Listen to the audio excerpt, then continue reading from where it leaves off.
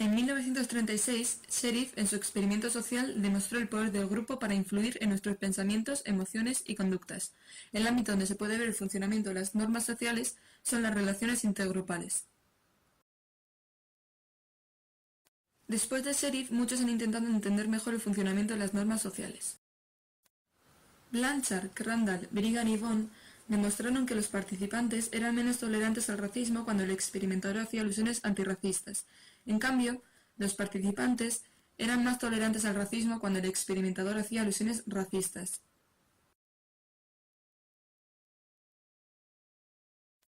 Munteith, Deneen y Tuman realizaron un experimento en el que los participantes escucharon varias opiniones sobre homosexuales y negros. Al activar la norma prejuiciosa, las respuestas de los participantes tuvieron el mismo nivel de prejuicios que el grupo de control. En cambio, al activar la norma no prejuiciosa, las respuestas de los participantes tuvieron menor nivel de prejuicios. Crandall, Esleman y O'Brien demostraron que se mantienen actitudes menos prejuiciosas hacia grupos ante los cuales está mal visto tener prejuicios. En cambio, se mantienen actitudes más prejuiciosas hacia grupos con mala opinión social. Todos esos experimentos ilustran un vínculo entre las normas sociales y comportamientos intergrupales. Con estos resultados se vinculan ideas como racismo aversivo, racismo moderno, racismo ambivalente y prejuicio sutil. En España, la expresión del prejuicio se trasladó de las minorías étnicas a los grupos desfavorecidos como prostitutas y drogadictos. Por eso, se intentaría saber cuáles son las variables que deciden a qué grupos se pueden expresar prejuicios y a cuáles no. En primer lugar está la dimensión causal de controlabilidad, en la que la norma social es más estricta hacia aquellos grupos que pueden controlar su procedencia.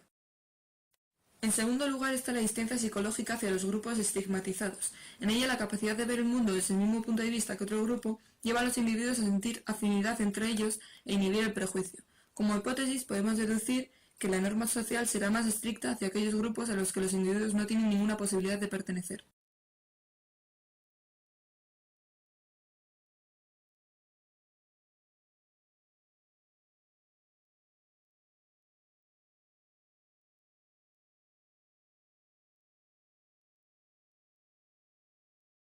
El estudio contó con 216 estudiantes de psicología divididos en 2 grupos y 23 grupos sociales, entre ellos obesos, gitanos, prostitutas, terroristas, ciegos, judíos, homosexuales, violadores, inmigrantes, etc.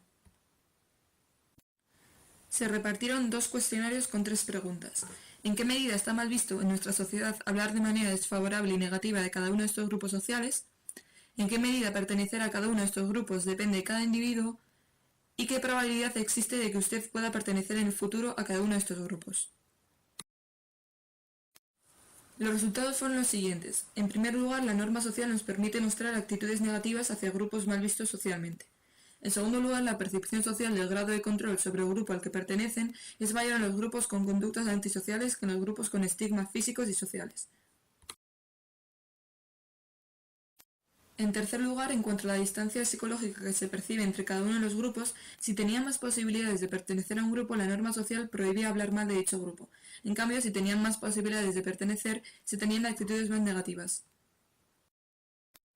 En cuanto a la relación entre los grupos, para comprobar si las variables anteriormente estudiadas pueden generar alguna tipología de los grupos sociales trabajados, se llevó a cabo un análisis de conglomerado jerárquico. Este análisis de conglomerado distribuye los grupos en 4 conjuntos: grupos vinculados a conductas antisociales, grupos con estigmas físicos como cojos y sordos, grupos con estigmas sociales y un grupo misceláneo en el que incluyeron a psicópatas, parados y feministas.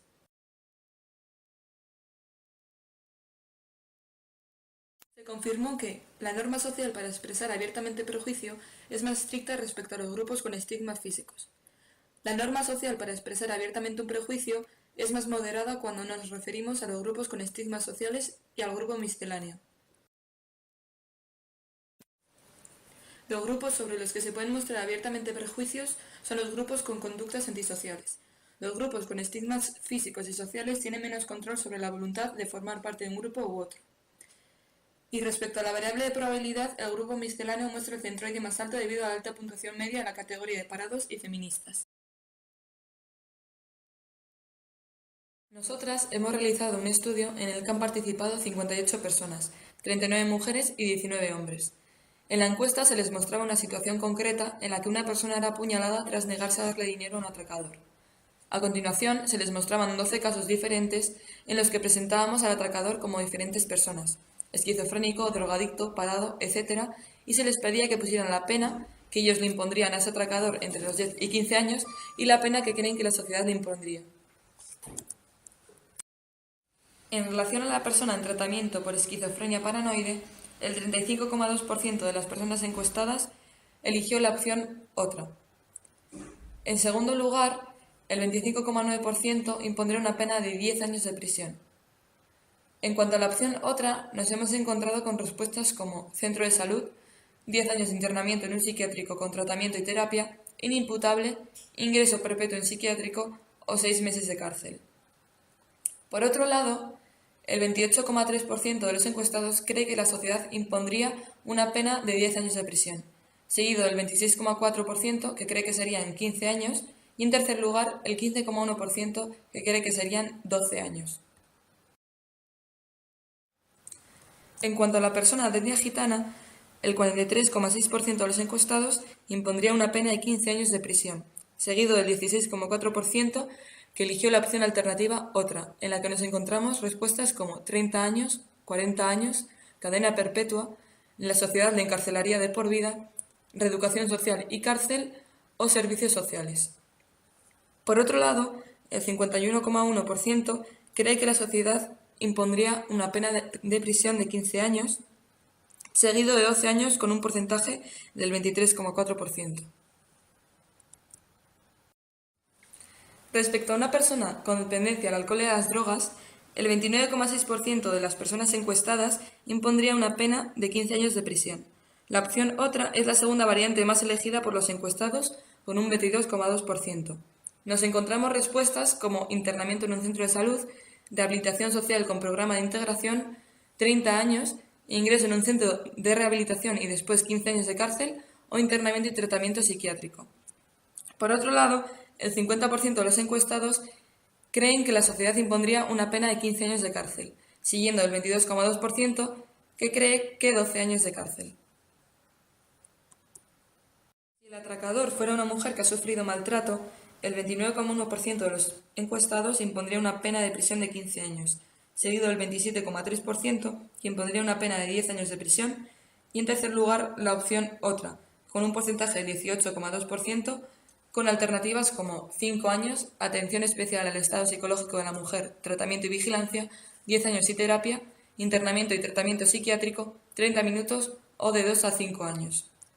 Por otro lado, el 37% de los encuestados creen que la sociedad impondría una pena de 10 años de prisión, seguido del 33,3% que creen que la sociedad impondría una pena de 15 años de prisión.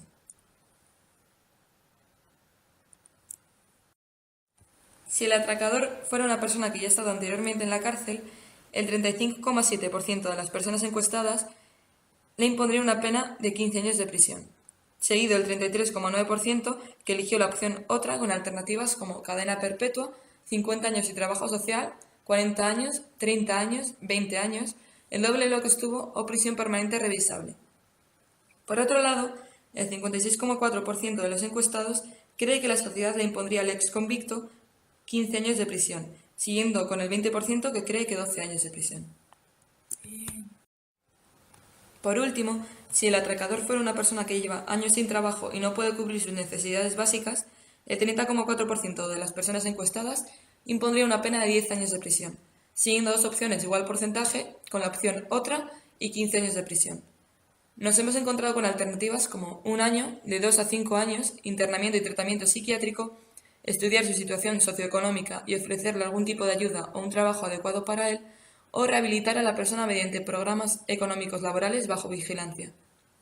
Por otro lado, la mayoría, con un porcentaje del 32,7%, cree que la sociedad impondría una pena de 15 años de cárcel, siguiendo con el 25,5% que cree que 10 años de cárcel. De los resultados de nuestro estudio, hemos concluido que la gente en general, a una persona que padece una enfermedad mental, prefiere ponerle en tratamiento en vez de mandarle a prisión. La gente impondría penas menores para las personas que representan estereotipos positivos, como mujeres maltratadas o personas en paro sin hogar y comida, ya que pueden sentir empatía hacia ellos y porque pueden tener más posibilidades de pertenecer a ese grupo en un futuro. En cambio, la gente impondría a personas con estereotipos más negativos, como exconvictos o personas de etnia gitana, penas mucho mayores. Y por último, la gente se considera menos punitiva que la sociedad en general.